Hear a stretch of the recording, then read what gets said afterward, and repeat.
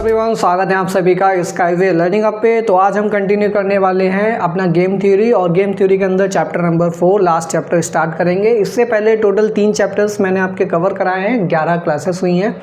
तो 3 चैप्टर्स के अंदर जितने भी आपने मेथड्स पढ़े हैं, जो भी प्रोसीजर पढ़ा है, उन सबका नॉलेज यहाँ पर टेस्ट होने वाला है, क्योंकि उन्हीं का हेल्प से आप आगे के क्वेश्चंस यहाँ पर सॉल्व करेंगे। ठीक है, तो इस चैप्टर के अंदर हमको आगे के 3 मेथड्स पढ़ने हैं। पहला मेथड हमारे पास ग्राफिकल मेथड, जो कि आज की क्लास में पढ़ेंगे।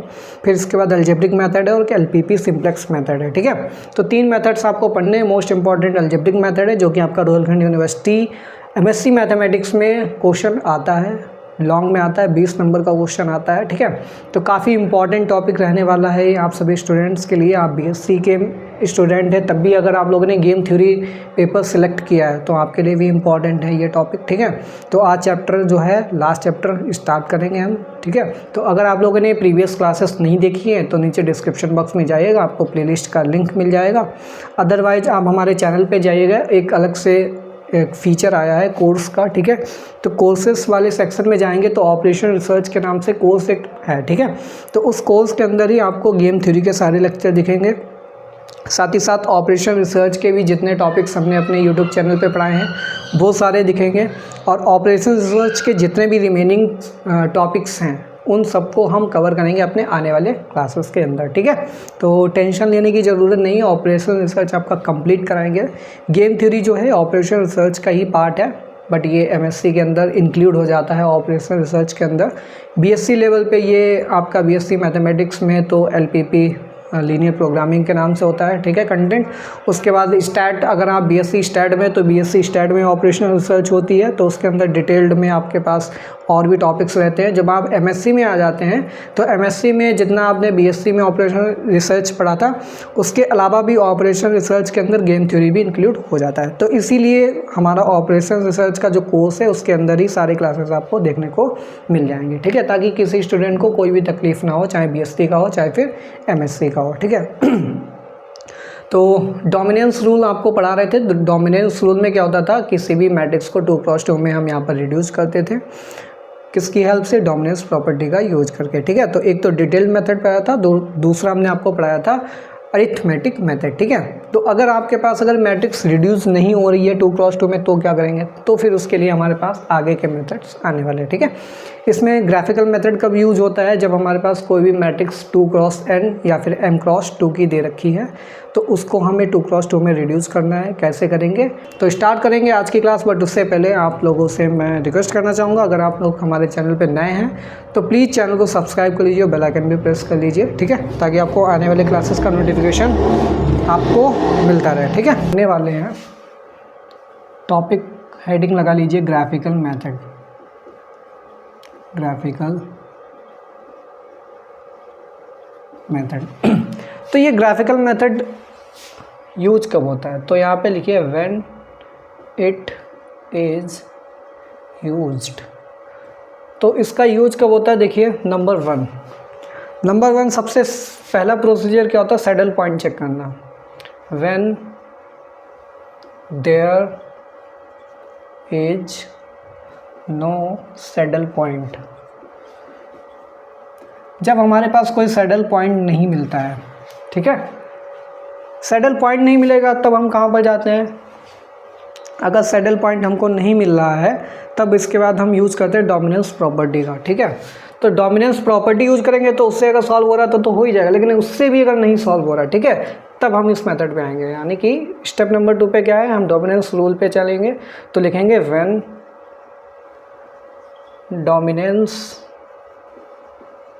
Dominance rule is not applicable, जब डोमिनेंस रूल भी एप्लीकेबल ना हो तब हम आते हैं वी यूज ग्राफिकल मेथड। और ग्राफिकल मेथड यूज करेंगे, और मैट्रिक्स किस टाइप की होगी, we use graphical method to solve 2x(n) और m×2 पे ऑफ मैट्रिक्स।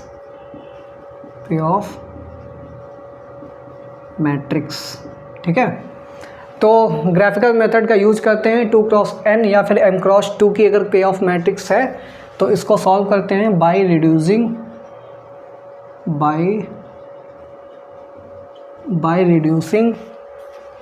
इट। इसको रिड्यूस करते हैं किसमें, it into 2x2 payoff matrix. इसको 2x2 पे ऑफ मैट्रिक्स में हम पहले तो रिड्यूस करेंगे, ठीक है। नंबर 4, फोर्थ स्टेप क्या है, 2x2 में हमारा यूज हो गया, ठीक है, रिड्यूस हो गया। उसके बाद क्या करना है, तो अगला सब हेडिंग क्या है, व्हाट टू डू, करना क्या है। तो करना क्या है, तो पहला पॉइंट क्या है, after applying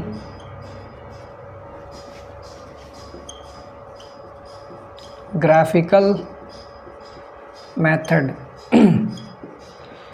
we get 2x2 after applying graphical method we get 2x2 payoff matrix।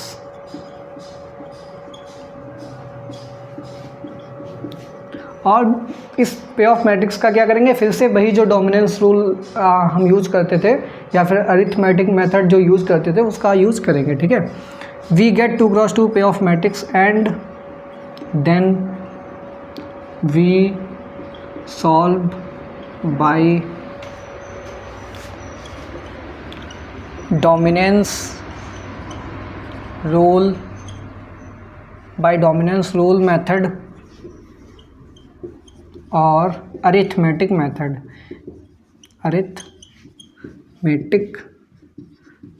और अरिथमेटिक मेथड को ही क्या बोलते थे, अरिथमेटिक मेथड को ही हम बोलते थे मेथड ऑफ ऑडमेंट, ठीक है।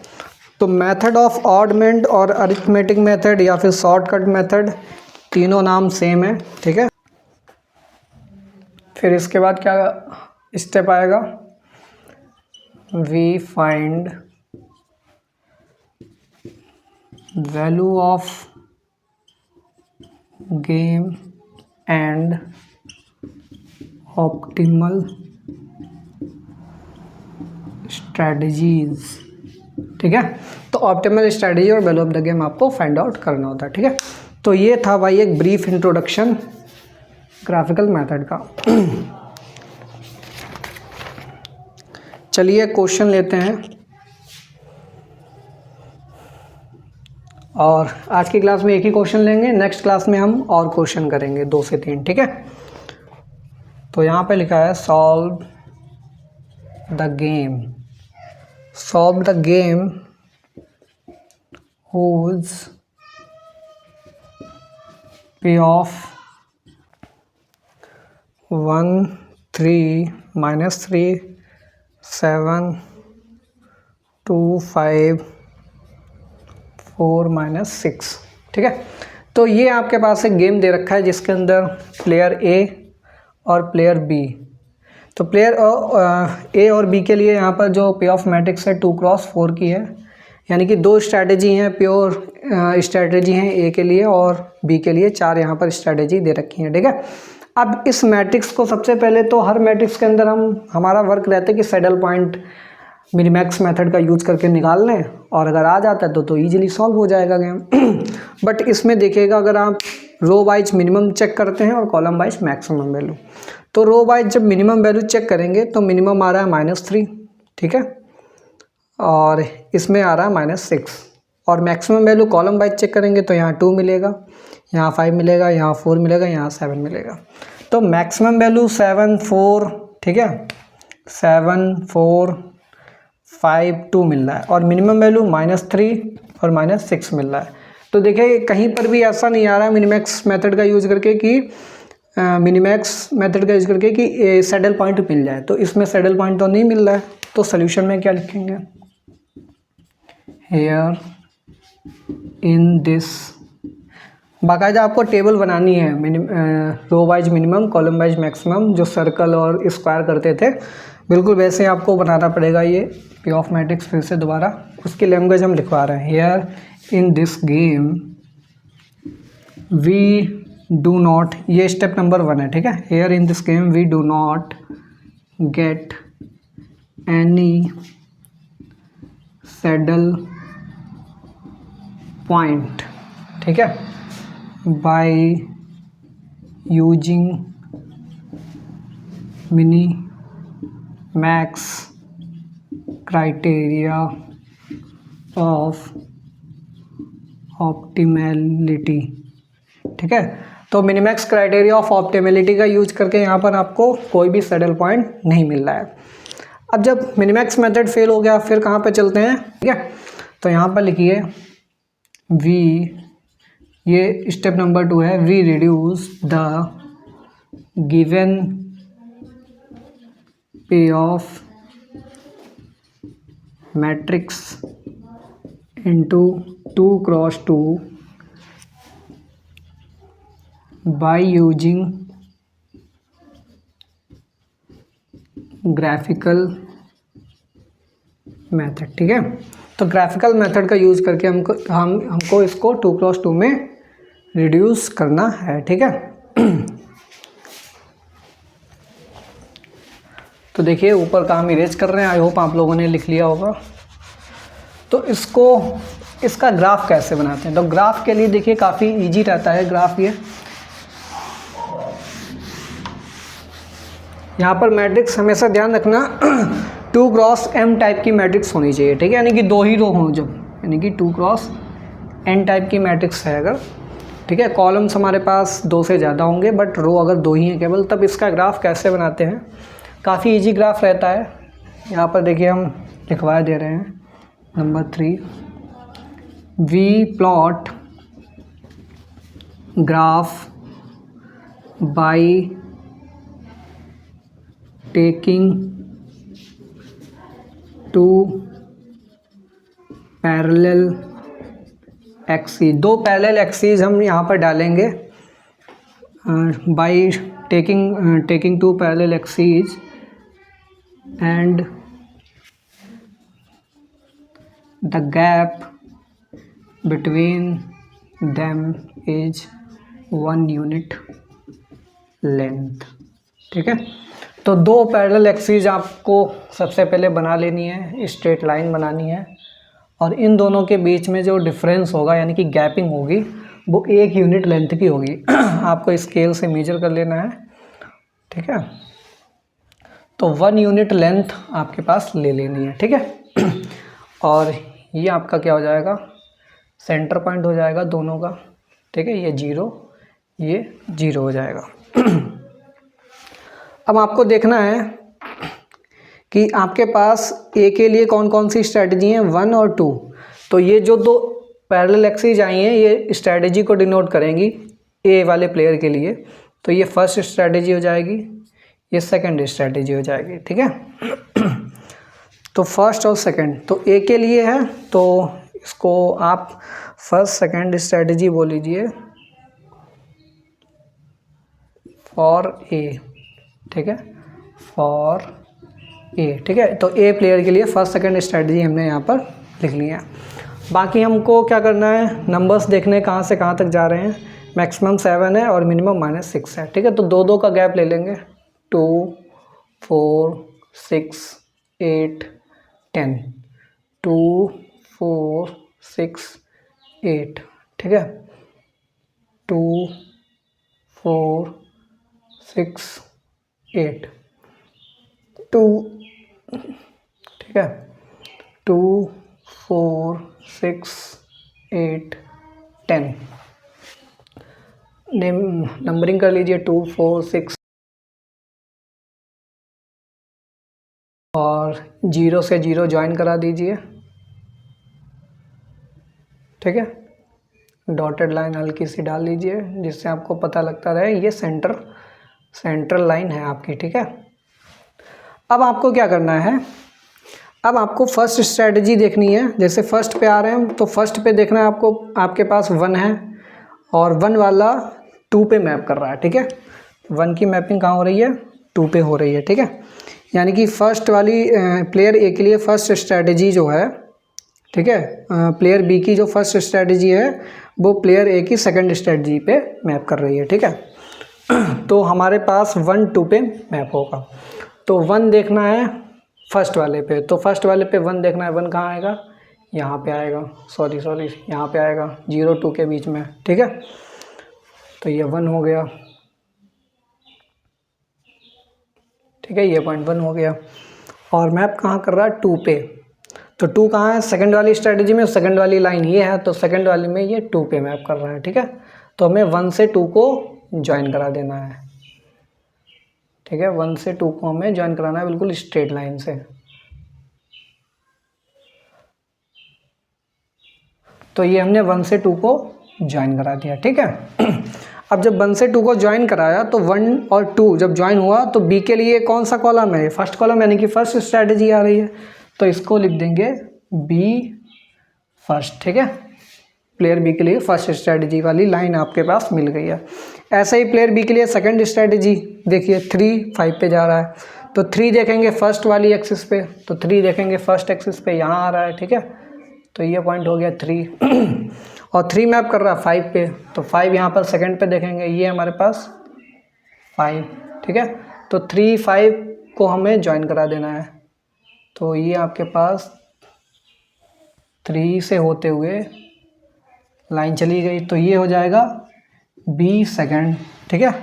ऐसे ही बी थर्ड निकालना है, तो बी थर्ड क्या है, -3 4 पे जा रहा है, तो -3 यहाँ है, तो -3 आपको यहाँ पे पॉइंट मार्क करना है, और 3 लेना, -3 4 पे जा रहा है, और 4 वाला पॉइंट यहाँ पे हो जाएगा सेकंड पे।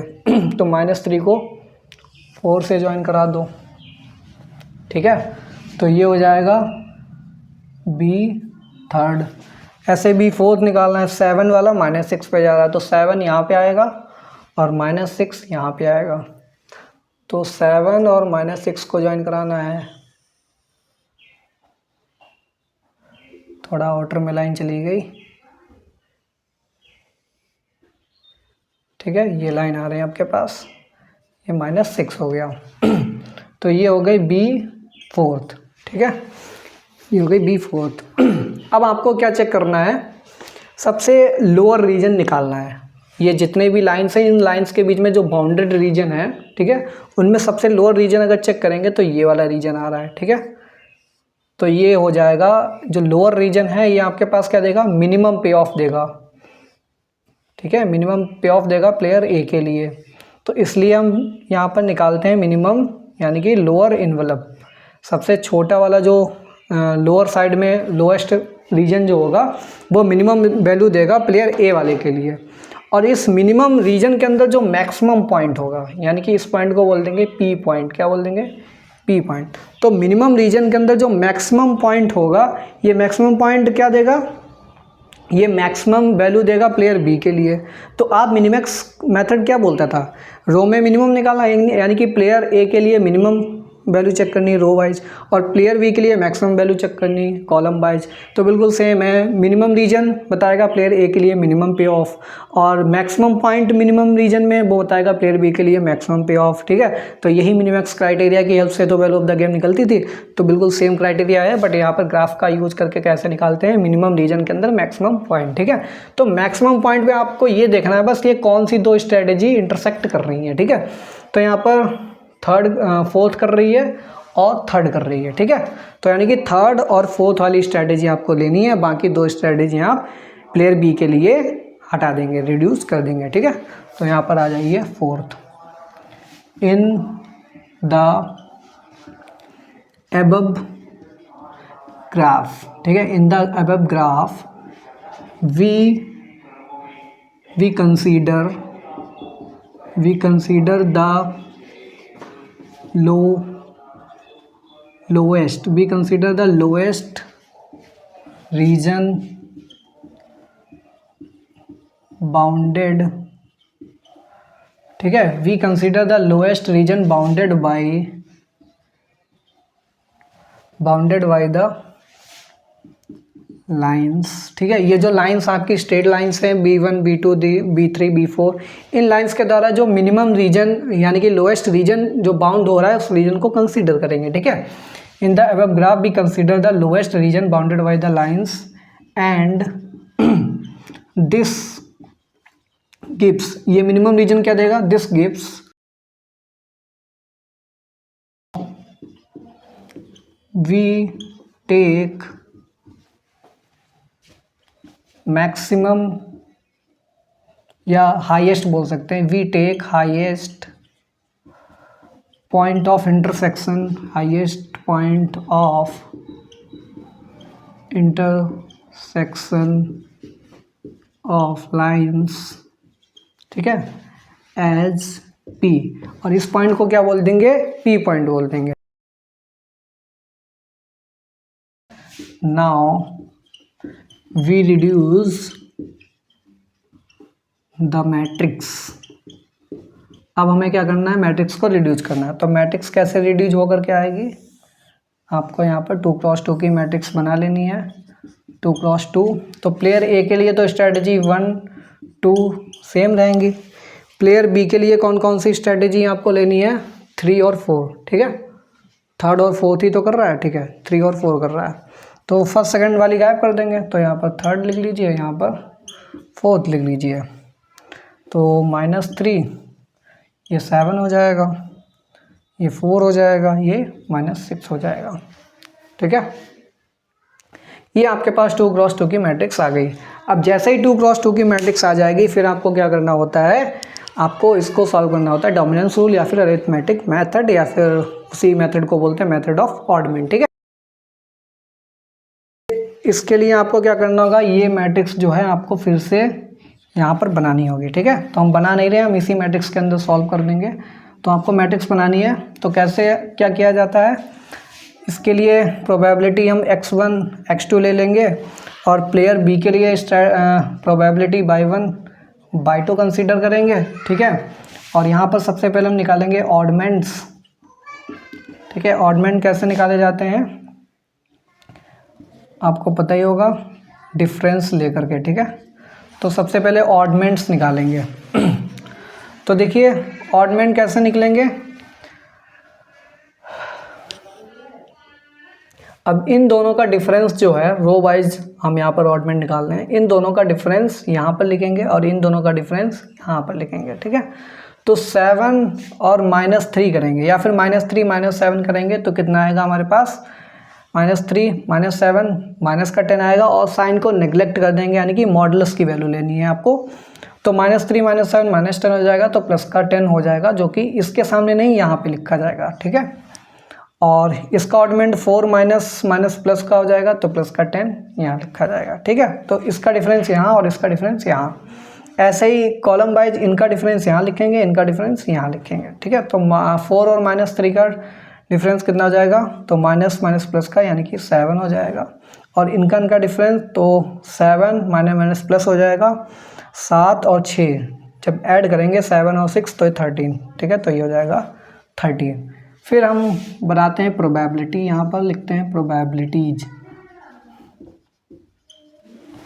तो प्रोबेबिलिटी कैसे निकालेंगे, टोटल सम कितना हो जाएगा 20, तो डिनोमिनेटर में 20, और यहाँ पर 10 है तो 10/20, और यहाँ पर भी 10/20, तो ये कितना हो जाएगा हाफ, और ये कितना हो जाएगा हाफ, ठीक है।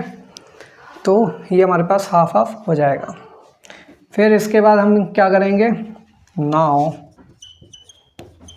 We find value of game. तो वैल्यू ऑफ गेम कैसे निकालेंगे, इसका मल्टीप्लाई इस प्रोबेबिलिटी से करेंगे, इसका मल्टीप्लाई इससे करेंगे, यानी कि ये आ रही है x1 की वैल्यू और ये आ रही है x2 की वैल्यू, ठीक है।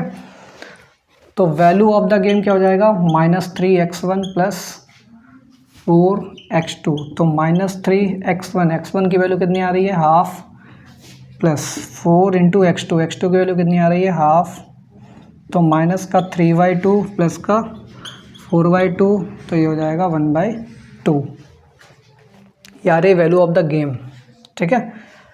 तो value of game for a, player ए के लिए कितनी हो जाएगी, हाफ हो जाएगी, एंड फॉर बी के लिए कितनी हो जाएगी, माइनस का हाफ हो जाएगी।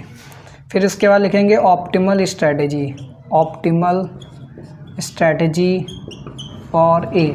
तो ए के लिए ऑप्टिमल स्ट्रैटेजी क्या हो जाएगी, प्लेयर ए के लिए ऑप्टिमल स्ट्रैटेजी आपको फाइंड आउट करनी है, ठीक है।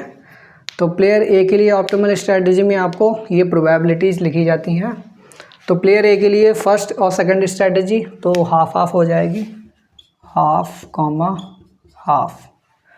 ऐसे ही optimal strategy for player B. तो प्लेयर बी के लिए जब आप निकालने जाएंगे तो फर्स्ट और सेकंड वाली स्ट्रैटेजी तो यहाँ पर चली ही गई, रिड्यूस हो गई। तो फर्स्ट सेकंड वाली क्या, तो 0-0 प्रोबेबिलिटी हो जाएगी, 0,0। और रिमेनिंग प्रोबेबिलिटी क्या हो जाएंगी, यहाँ पर प्रोबेबिलिटी निकाल लीजिए भाई, ठीक है। यहाँ पर प्रोबेबिलिटी निकाल लेते हैं। तो टोटल सम कितना हो जाएगा 20, और यहाँ पर कितना हो जाएगा 13, यहाँ पर कितना हो जाएगा 20, यहाँ पर कितना हो जाएगा 7, ठीक है। 7/20, 13/20। तो थर्ड स्ट्रैटेजी 13/20 और फोर्थ स्ट्रैटेजी की 7/20, ठीक है। तो इस तरीके से ग्राफिकल मेथड यूज किया जाता है। आई होप आपको ये मेथड क्लियर हो गया होगा, ठीक है। इसके बाद और कुछ क्वेश्चन प्रैक्टिस करेंगे। तो मिलते हैं नेक्स्ट क्लास में, तब तक के लिए thanks for watching, have a good day.